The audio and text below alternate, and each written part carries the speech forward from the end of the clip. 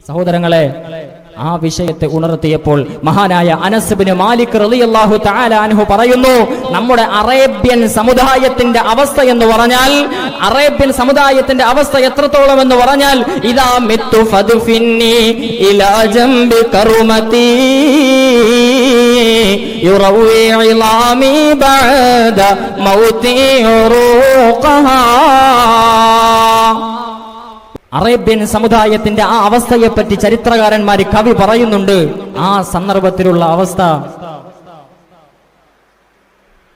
ഇദാ മിത്തു ഫദ്ഫിന്നി ഇലാ ജംബി കറുമതി തുറവ്വി ഇളാമി ബഅദ മൗതി ഉറൂഖഹാ.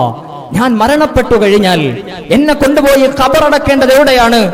മുന്തിരി വള്ളിയുടെ ചുവട്ടിൽ കൊണ്ടുപോയിട്ടായിരിക്കണം എന്നെ ഖബറടക്കേണ്ടത്. കാരണം എന്താ? മരണപ്പെട്ടതിന് ശേഷവും ഖബറിൽ കിടന്നും എനിക്ക് ആ മുന്തിരി വള്ളിയിൽ നിന്ന് ആ ലഹരി രുചിക്കാൻ എനിക്ക് കഴിയണം. അതിനു വേണ്ടിയിട്ട് എന്നെ ഖബറടക്കേണ്ടത് പോലും അവിടെയാണ് എന്ന് പറഞ്ഞ ആ ഒരു സമുദായത്തെ വിശുദ്ധമായ ഖുർആനിൽ അല്ലാഹു സുബ്ഹാനഹു വ തആലയുടെ ചോദ്യം, നിങ്ങൾ നിർത്താൻ തയ്യാറുണ്ടോ എന്ന ഒരൊറ്റ ചോദ്യത്തിലൂടെ ആ സമുദായം അനസ് റളിയല്ലാഹു അൻഹു പറയുകയാണ്, പലരും മദ്യക്കുപ്പികൾ അവരുടെ ചുണ്ടോട് അടുപ്പിച്ചവർ, വീപ്പയിൽ നിറയ്ക്കുന്നവർ, അങ്ങനെ പല രീതിയിൽ കല്ലിന്റെ പല പദ്ധതികളിലായി സമയം ചെലവാക്കിക്കൊണ്ടിരിക്കുന്നവർ വിശുദ്ധമായ ഖുർആൻ ഉപേക്ഷിക്കാൻ തയ്യാറുണ്ടോ എന്ന് ചോദിച്ചപ്പോൾ മദീന എന്ന് പറയുന്ന മണ്ണ് അത് ലഹരിയുടെ ഒരു പുഴയായി മാറി എന്ന് ചരിത്രത്തിൽ മഹാനായ അനസ് ഇബ്നു മാലിക് റളിയല്ലാഹു അൻഹു രേഖപ്പെടുത്തുന്നുണ്ട്.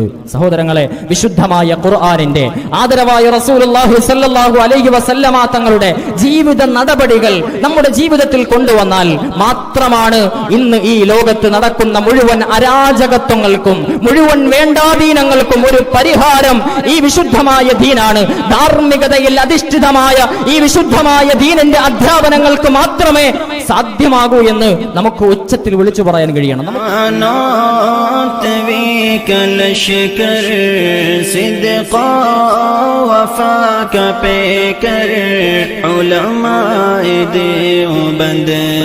ഉലമാ